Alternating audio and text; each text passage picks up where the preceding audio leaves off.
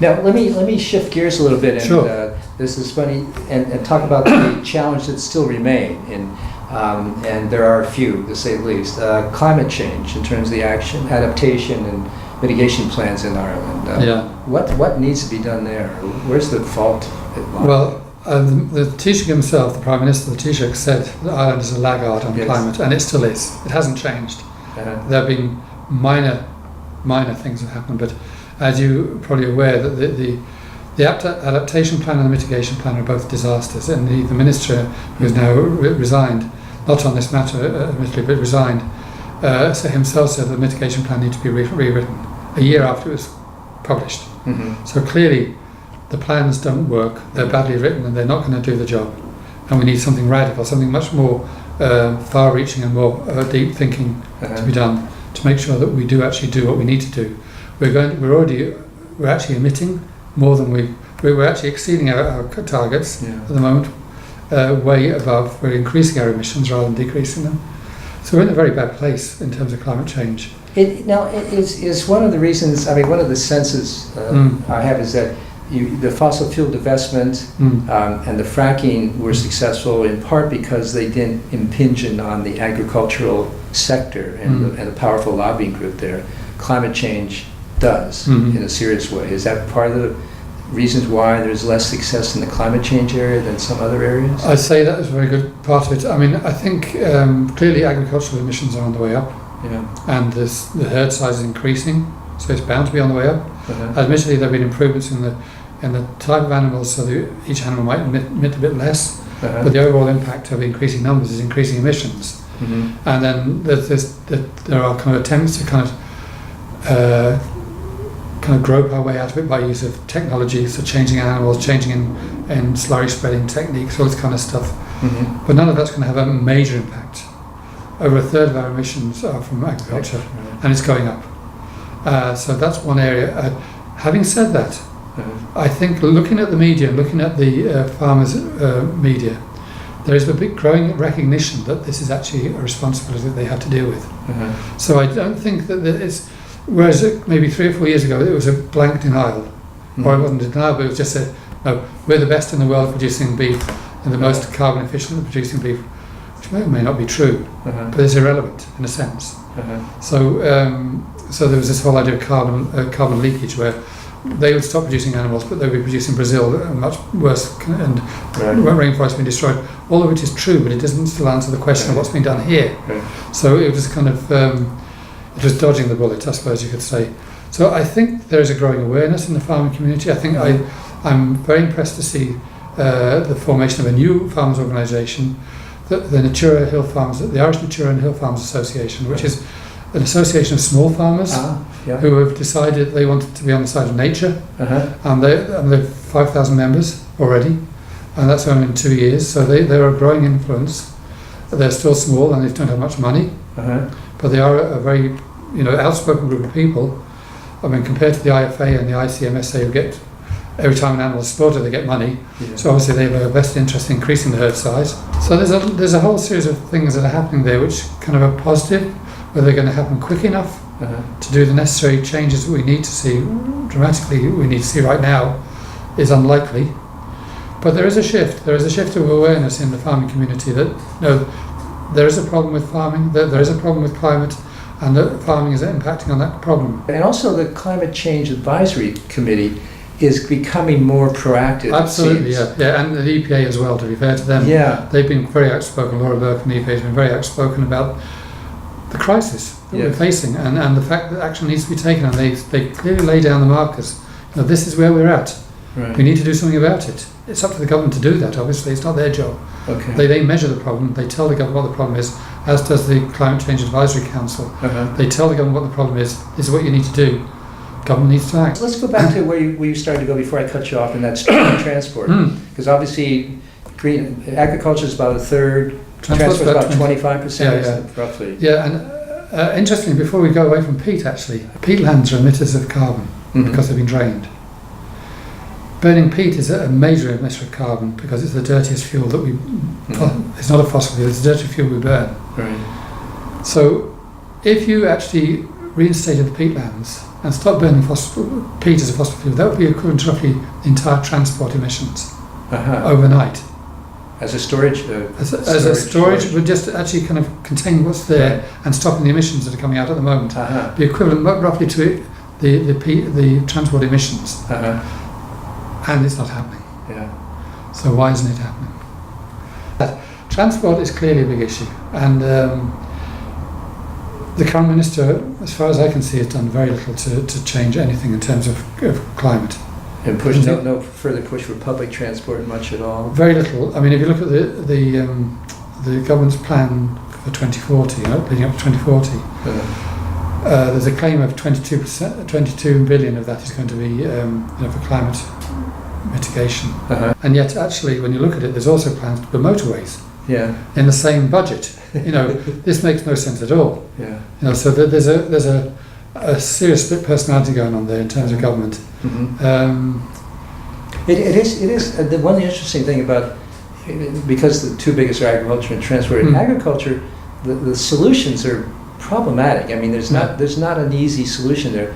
With transport, all the technology is there already. I mean, zero emission cars and pricing mechanisms and congestion, and it's there. It's just not being. Well, in terms of zero emission cars, they are around, and there's grant support for them. The big problem there is the distance they can travel without being charged, and the availability of fast charging points. They're not there, and the car maximum distance is about 170 kilometres in a car.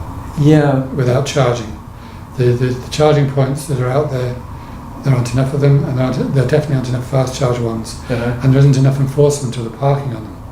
So people are parking on charging points with ordinary cars, or even people with electric cars parking and leaving them for the day. When they could have it charged in 20 minutes, walking off and leaving it there because it's a parking place. So there's these kind of teething issues which need to be resolved. That's all about cars and personal transport. Public transport is desperate. I mean, it's my own fault. I live in a rural area, but I mean, there's no public transport at all within 8 kilometres of my house. And probably won't ever be. There's a small community-based local link bus now, which does journeys from the railway station to certain places, but it doesn't come near where I live. And there could be more of those. And I don't think they're well used. Because people don't know what times they travel and that kind of stuff. But they have been, these local bus services have been developing over the years. They're mostly social service functions, bringing elderly people to town for shopping and that kind of stuff. Because a lot of elderly people live in rural areas. And so there are a number of things there, but even sort of electrification of the rail system, it's not even on the cards, as far as I can see, And that's kind of weird, because we have diesel trains mostly on the routes. Which are not great. And obviously they're air pollution as well as kind of carbon. Now there's lots of things that can be done that aren't being done. Green public procurement in this country doesn't really exist. That's a no-brainer. There is a green public procurement policy, but it's not implemented at all. And that's to do with the way in which government is organised. Not necessarily about the policy or the willingness of people, the way the procurement process is set up. Makes it very difficult for anybody to do it. 14 billion a year is spent by the government. It should be the leader. It should be actually driving the green economy, but it isn't. And that's kind of obviously another area. Now, let's switch to an easy issue, Brexit. Yes, indeed. And the withdrawal of England, the UK from the EU, and the impact on the North.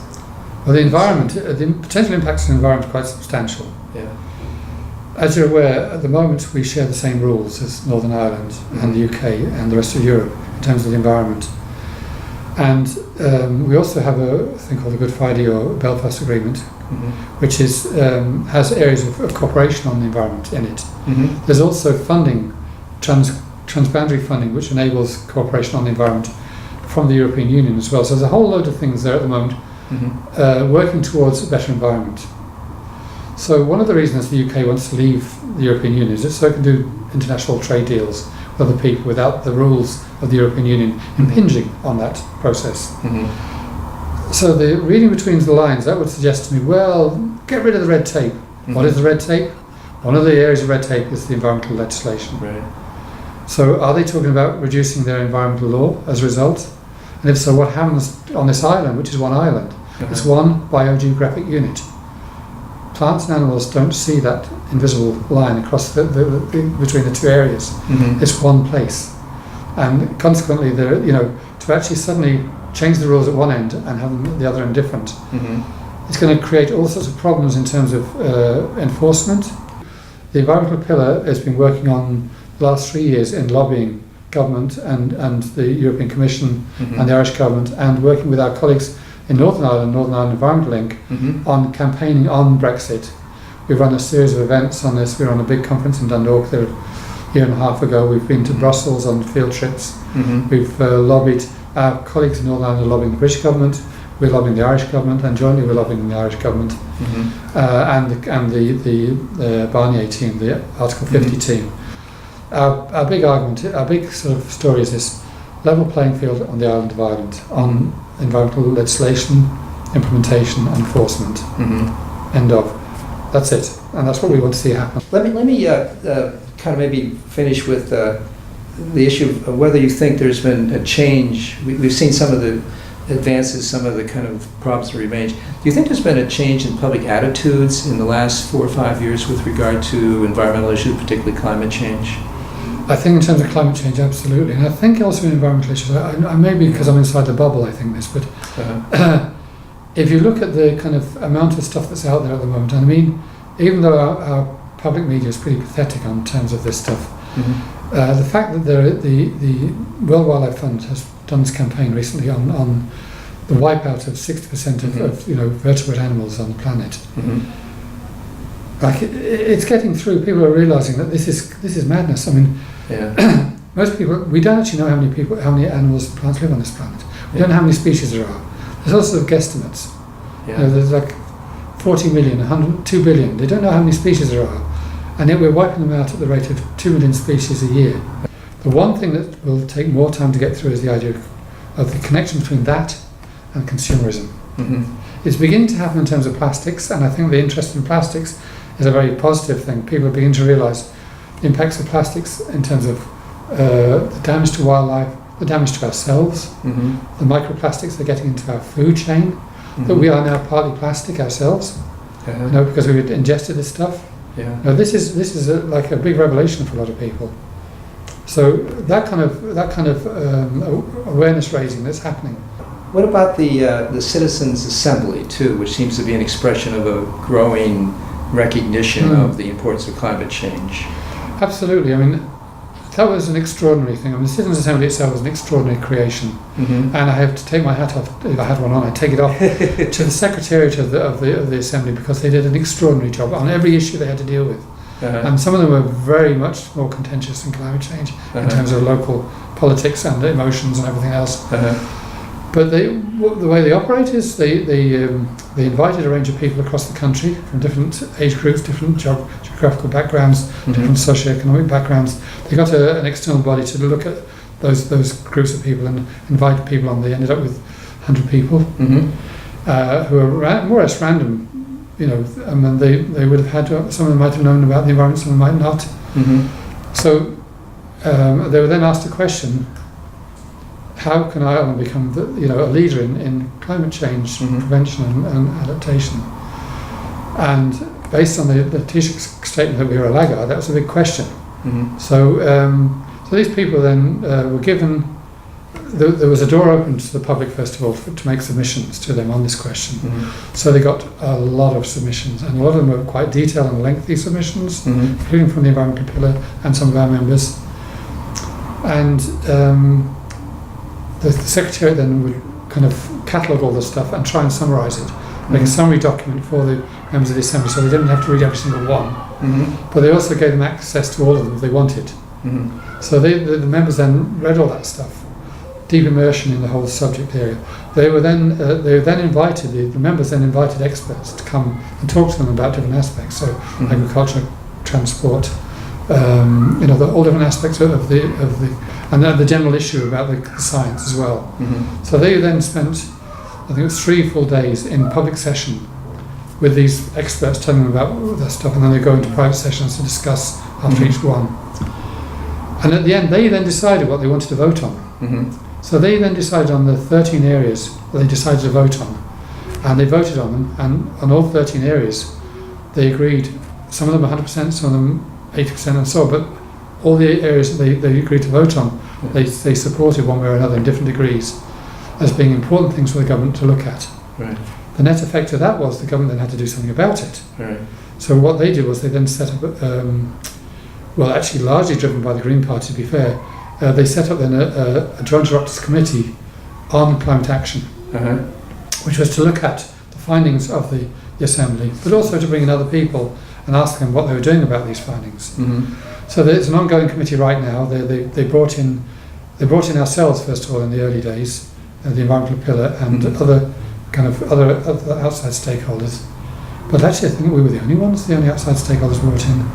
And then they brought in all the Secretaries General of different government departments to ask them questions about what they're doing, regardless of whether they were obvious departments. So, Department of Rural and Community Development were in there, and they spent a lot of time talking about the PPNs and the potential of the PPNs to do work on climate dialogue, and the fact that these environmental networks that we established are there doing work on this already. So there was kind of an interesting role over there. So each of the Secretary Generals have been brought in. The committee then has to come up with recommendations to reflect on what was proposed by the Assembly. So this has had a huge role and effect. So let's finish, Michael, with the other thing that's come up recently is which your group is participating in, is the National Climate Dialogue. And yes. What is that? Well, it was a reaction to some degree to the Citizens' Assembly, I think, and essentially something created by the then Minister Denis Naughton. And the idea was that to get people behind doing things on climate, you need to get them to understand it and to get a feel for what it's about. So the idea was that they would have a national conversation, and initially they established this advisory group, which I'm a member of, along with a lot of good environmental people and others, agriculture and so on, who are not necessarily anti-environment, by the way, they just have to be an agricultural organisation. So the idea was to set up a campaign which would encourage people to start talking about climate change in a way they didn't do normally. So look at the issues, look at the solutions, look at what the world might look like in 2050 if we've done what we should do, and what kind of changes are going to make to our lives, all that kind of conversation. Because the argument has always been that you need to get people behind it before you try and do something difficult. And that's partly true, but it's been a long time to do that already. So it's not an excuse for not doing anything, but it's something that should be done at the same time. So the climate dialogue itself, there was a climate dialogue event in Athlone there earlier this year. About 100 citizens came to it. You registered to go to it, and they kind of select out, again, like a random selection, a varied selection of people. And it was a very good day. I went to it myself as a member of the dialogue advisory group. Went along to the event, and it was really well organised. And there's going to be another one in Killarney this month. So, and there's planning to do more of them around the country in different locations. And then I think there's going to be plans to do other things as well in terms of the dialogue to encourage conversation. And one of the things is at the PPN level, we're hoping to work with the EPA on actually moving that dialogue into the PPNs, public participation networks at every local authority area, as part of their work. And so we're hopeful that the EPA is going to support us in doing that. So we have local elections next spring. And one of our objectives in kind of developing the PPN's vision for the well-being of this and future generations is that at a local level, every PPN will have its blueprint for what it wants the local authority candidates to do. So it won't just be about the environment, but it'll be all aspects of sustainability. So they'll have a very clear high-level list. What are you going to do about this, guys and gals? You know, what are you going to do? And that was one of our objectives in kind of getting this well-being statement out. But overall, the PPNs are actually changing the way people think locally about engagement with local government. Keep up the great work, and we'll come back and check with you on how the PPNs and all the other grassroots work does. Thanks, Bob. Thanks, Michael. Appreciate it. Cheers.